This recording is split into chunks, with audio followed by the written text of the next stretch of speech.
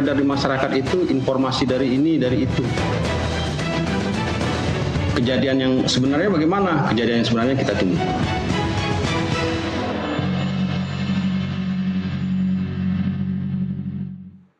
Anda masih bersama kami dan saya tengah berbincang dengan Letkol Infantri Amir Syarifuddin, Wakapendam 9 Udayana. Pak Amir, kita lanjutkan perbincangan kita. Kalau bicara tentang kasus kekerasan yang kemudian terjadi di institusi TNI khususnya Angkatan Darat, saya tidak banyak catatan. Artinya kita cukup prihatin ketika kemudian ada korban meninggal. Tapi tahun 2023 tentu Anda ingat itu Prada MZR, anggota Yonzipur Ambarawa juga tewas dianiaya oleh seniornya. Dan Pak Amir, saya tahu bahwa pembinaan itu sangat pendisiplinan ya, atau aktivitas di lingkungan TNI khususnya Angkatan Darat itu kan sangat disiplin, kemudian pendekatan secara fisik itu sudah biasa terjadi dan bukan aktivitas kekerasan yang berujung kepada penganiayaan. Nah, bagaimana Anda kemudian menyampaikan pesan kepada masyarakat bahwa ini sebenarnya adalah aktivitas pembinaan, bukan kekerasan, tetapi akhirnya ada korban. Bagaimana Pak Amir? Ya, Mas. Jadi sebenarnya pembinaan itu terukur.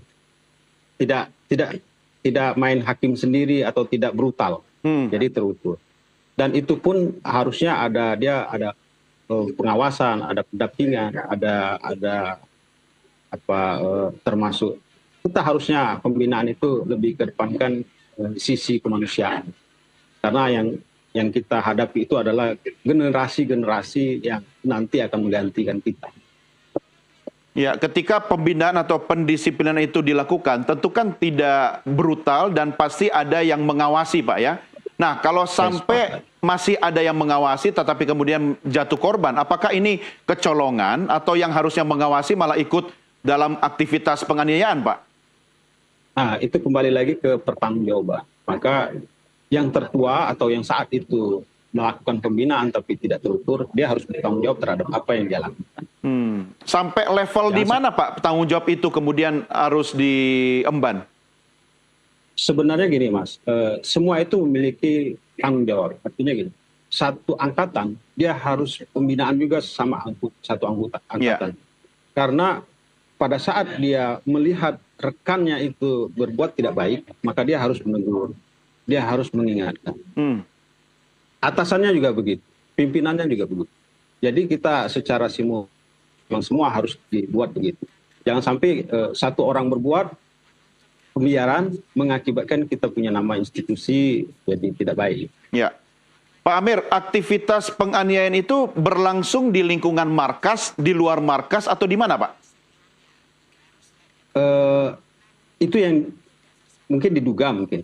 Ya, diduga penganiayaan mungkin. Ya, dugaan penganiayaan itu sementara masih dalam penelitian dan penyidikan itu di dalam markas, lingkungan atau kawasan markas atau bagaimana tuh, Pak? Ceritanya kalau menurut tim investigasi itu kita belum dapat secara aktualnya gimana. Karena kita tidak tahu apakah itu proses itu berjalan jauh atau berjalan panjang. Prosesnya itu panjang, mulai dari awal sampai dengan almarhum meninggal dunia. Ya, kita tetap menghormati proses pemeriksaan yang dilakukan oleh tim investigasi sampai saat ini.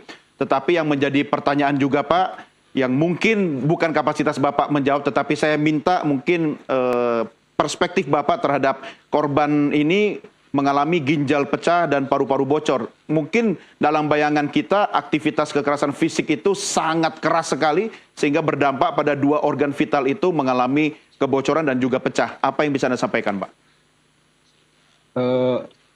Itu kalau mengakibatkan cedera atau cacat begitu atau mengalami kerusakan begitu, secara logika memang itu pas. Artinya sudah tidak berbenturan dengan barang-barang yang tersebut.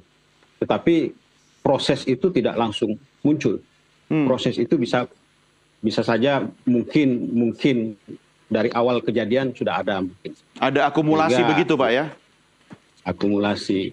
Karena kita juga harus menyadari diri kita kalau kita sudah baik, orang mungkin akan baik sama kita. Oke, artinya bisa saja ada trigger atau pemicu yang sampai saat ini masih dalam penelitian begitu Pak ya? Iya, bisa jadi. Karena itu kita boleh dibilang bahwa investigasi masih terus berjalan. Ya, ada target Pak, tim investigasi akan menyelesaikan tugasnya dan menyampaikan ke publik itu kapan Pak? Targetnya secepat-cepatnya karena ini jadi persoalan ini blunder buat kita. Jadi secepat-cepatnya. Oke, kita menantikan. Kita menantikan tim investigasi bekerja dengan cepat. Pak, ada satu hal yang mungkin harus dilakukan pendekatan Pak kepada keluarga korban khususnya orang tua. Bapak tentu sudah sering melihat rekaman videonya sang ayah yang juga prajurit TNI aktif sangat sedih, kecewa dan bahkan marah. Kita tidak ingin yang bersangkutan kemudian nekat sampai lupa pada tugasnya sebagai prajurit TNI bahkan berbalik melawan atau melanggar hukum. Apa yang bisa Bapak sampaikan, Pak? Ya, kami menyampaikan turut berduka cita kepada keluarga bahwa ini kita harus memang selesaikan persoalan ini, jangan sampai berlarut. Yang pertama, yang kedua, kita jangan terbawa kepada isu-isu yang beredar di luar. Kita sebagai aparat, kita harus bisa memilih apa yang seharusnya kita lakukan. Yang ketiga, percayakan pengusutan ini kepada tim investigasi. Sehingga apa? Kita sebagai prajurit, kita harus tahu batas mana yang nanti harus kita lakukan. Upaya hukum apa yang kita harus lakukan. Jadi jangan membabi buta lah. Atau kita tahulah proses hukum yang harusnya kita tempuh. Sehingga kita secara tidak langsung kita bagian daripada keluarga besar TNI tidak mencederai TNI. Ya. Tapi ya kami turut berduka cita lah. Ya tentu Pak, kepedihan mendalam tentu sangat dialami oleh keluarga khususnya orang tua, apalagi anak kebanggaan yang bahkan mengikuti jejak sang ayah, ikut berjuang untuk aktif menjadi prajurit TNI, tetapi harus terhenti impiannya di tangan seniornya sendiri. Apa upaya komunikasi intensif yang dilakukan oleh Kodam Udayana kepada pihak keluarga, Pak Amir? Iya, untuk situasi begini kami juga paham. Kita selaku orang tua pasti kecewa. Anak harapan kita sudah akhirnya mendahului karena kejadian yang mungkin secara logika kita tidak bisa diterima, kita kecewa.